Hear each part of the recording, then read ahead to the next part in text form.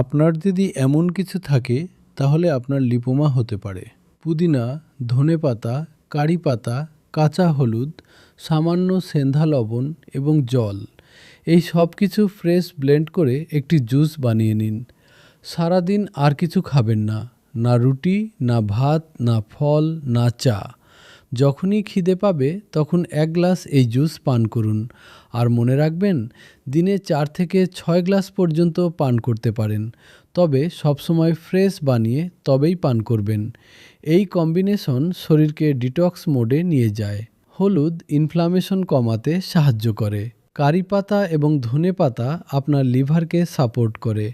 আর পুদিনা হজমের সমস্যা কমাতে সাহায্য করে। সেন্ধা লবণ মিনারেল এবং ভিটামিনের ব্যালান্স বজায় রাখতে সাহায্য করে।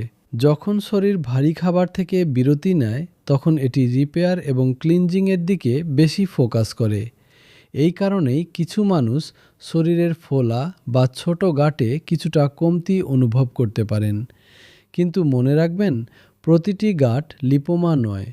যদি গাঁটে ব্যথা হয়, আকার বাড়তে থাকে বা গাঁট শক্ত হয়ে যায়, তাহলে ডাক্তারের পরামর্শ ছাড়া শুধু এই জুসের উপর নির্ভর করবেন না।